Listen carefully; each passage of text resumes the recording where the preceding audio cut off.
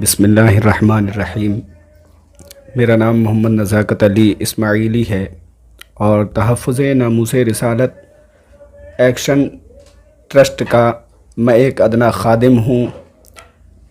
اور صرف میں اس میں جڑا ہوں تو اس کا جو نام ہے تحفظ ناموس رسالت، بس یہ مجھے پسند آیا اور میں جڑ گیا۔ میری آرزو یہ ہے کہ سرکار اس غلامی کو قبول فرما لیں، اور ہر مسلمان، ہر ایمان والے بندے کے دل میں یہ جذبہ ہونا چاہیے۔ لوگوں کو لگنا چاہیے کہ دنیا میں اگر ہم آئے ہیں تو آقا کریم صلی اللہ تعالیٰ علیہ وسلم کے لیے آئے ہیں۔ یہ کائنات اگر بنائی گئی ہے تو انہی کے صدقے میں بنائی گئی ہے۔ کسی شاعر نے کہا تھا، یہ سب ہے میرے کملی والے کا صدقہ، محمد نہ ہوتے تو کچھ بھی نہ ہوتا۔ اب سوچئے کہ جو آقا کریم صلی اللہ تعالیٰ علیہ وسلم کی شان میں گستاخیاں کرتے ہیں اور بد زبانی، بد کلامی کرتے ہیں، خود آقا کریم صلی اللہ تعالیٰ علیہ وسلم نے ارشاد فرمایا کہ اگر کوئی نبیوں کی شان میں یہ ہلکا جملہ اگر استعمال کر دے کہ ان کا لباس گندا ہے یا میلا ہے، تو یہ بھی اتنی بڑی گستاخی ہے، اتنا بڑا جرم ہے کہ اس سے بڑی گستاخی کوئی ہے ہی نہیں کہ جو اور آج دیش کے اندر لوگ بڑی سے بڑی گستاخیاں کر رہے ہیں۔ اللہ اکبر۔ جو لوگ ایسی گستاخیاں کر رہے ہیں اور شان رسالت میں توہین کر رہے ہیں، یا اللہ رب العزت کی شان میں نازیبا کلمات کہہ دیتے ہیں، کبھی قرآن کی گستاخیاں کرتے ہیں۔ ابھی کچھ دنوں پہلے ایک وسیم رضوی نام کے جو آئے سامنے، انہوں نے قرآن کی وہ 26-27 آیتوں کا ذکر کیا، جن کے حوالے سے انہوں نے کہا کہ یہ قرآن کے اندر موجود ہیں اور ان کو نکالا جائے قرآن سے، یہ اس کو آتنکواد کو بڑھاوا دیتی ہیں۔ قرآن میں ترمیم کرنے کی انہوں نے کوشش کی گئی۔ تو یہ تمام چیزیں ہیں دنیا میں، یہ آج سے نہیں ہے، جب سے مذہب اسلام نے سر اٹھایا ہے اور اللہ تبارک و تعالی نے اس کو عروج بخشا ہے، تبھی سے لوگ اس کو دبانے کی کوشش کر رہے ہیں اور اس کو مٹانے کی کوشش کر رہے ہیں۔ لیکن میں ایک شاعر کی زبانی کہہ دوں کہ اس نے کہا تھا کہ اسلام کی فطرت نے، قدرت نے لچک دی ہے، جتنا ہی دباؤ گے اتنا ہی ابھرے گا۔ آپ دیش کے نوجوانوں کو کیا میسج دینا چاہیں گے کہ تنظیم سے وہ کیوں جڑیں، اور بتائیے۔ ابھی موجودہ حالات نوجوانوں کے یہ چل رہے ہیں کہ 80% نوجوان بے روزگار ہیں، اور زیادہ تر ان نوجوانوں کا وقت سوشل میڈیا پر گزر رہا ہے۔ ان میں سے کچھ بندے ایسے بھی ہیں جو اپنے وقت کو بے فضول برباد کر دیتے ہیں اور اس کو ضائع کر دیتے ہیں۔ لہٰذا اسی سوشل میڈیا کے ذریعے اگر یہ تحفظ ناموس رسالت ایکشن ٹرسٹ کا کام کریں گے تو جو ان کا وقت ہے اور جو موبائل میں ان کا ڈیٹا ہے، جو پیسہ خرچ ہو رہا ہے، وہ ان کے لیے کار ثواب بن جائے گا، کیونکہ میرے آقا کی ناموس سے بڑھ کر کوئی چیز نہیں۔ ان کی اگر عزت نہیں تو پھر ہماری عزتیں بھی نہیں۔ ہماری عزتیں اگر سلامت ہیں تو یہ آقا کریم صلی اللہ تعالیٰ علیہ وسلم کے قدموں کا صدقہ ہے۔ اگر آقا کریم صلی اللہ تعالیٰ علیہ وسلم کی عزت پر ڈاکہ ڈالا جائے اور ہمارا نوجوان فحش گوئی، فحش کلامی اور تمام چیزیں جو انٹرنیٹ پر پڑی ہیں، تمام لوازمات اور جو اس میں اوریانیت کو پھیلایا جا رہا ہے، فحاشی کو پھیلایا جا رہا ہے، اور اکثر نوجوان اس میں ملوث ہیں اور اس میں سرگرداں ہیں۔ اکثر دیکھا جاتا ہے کہ لوگ ان چیزوں کے عادی ہو چکے ہیں۔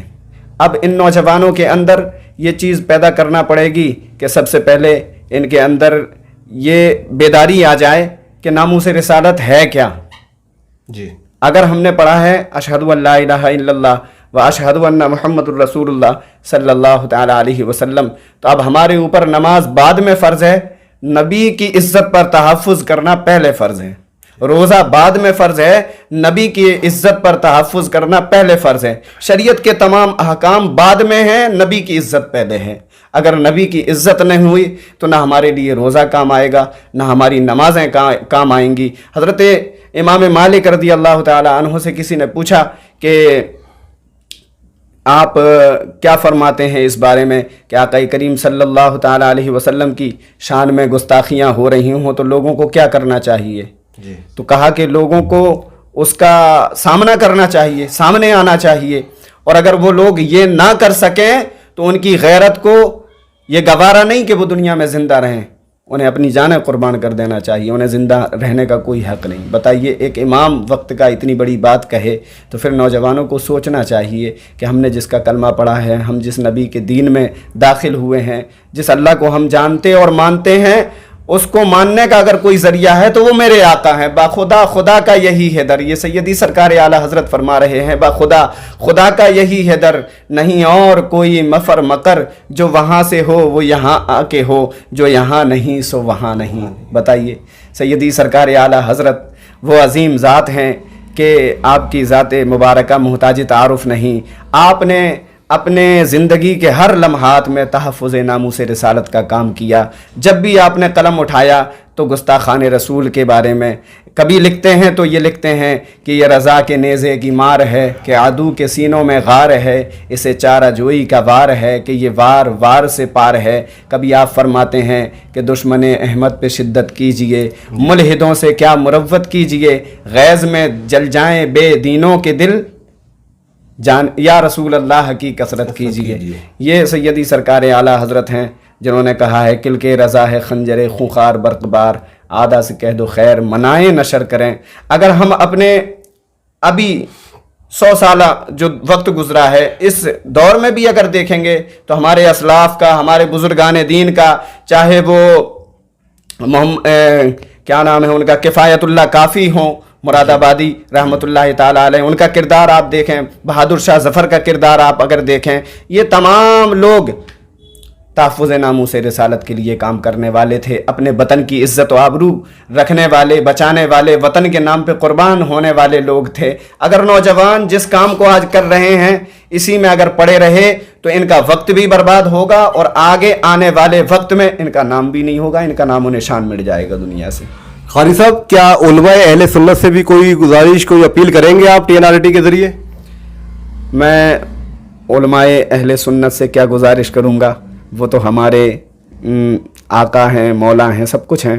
ان کی جوتیاں ہم سروں پر رکھ کر چلنے والے ہیں، بس ان کی دعائیں اگر ہمارے ساتھ شامل حال رہیں تو انشاءاللہ تبارک و تعالی یہ کارواں اور یہ قافلہ بڑھتا چلا جائے گا، کیونکہ کسی نے کہا ہے میں اکیلا ہی چلا تھا جانب منزل، مگر لوگ آتے گئے اور کارواں بنتا گیا۔ میرے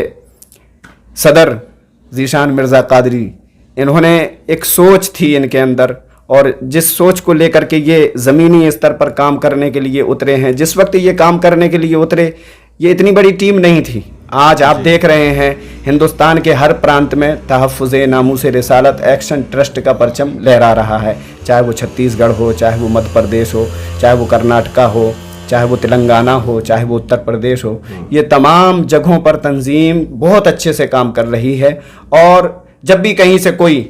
چاہے وہ سرکار کی شان میں گستاخی ہو، چاہے وہ ابھی امیش دیوگن نے سرکار خواجہ معین الدین چشتی غریب نواز علیہ رحمہ کی شان میں جو نازیبہ کلمات کیے تھے اس کو معافی مانگنا پڑی۔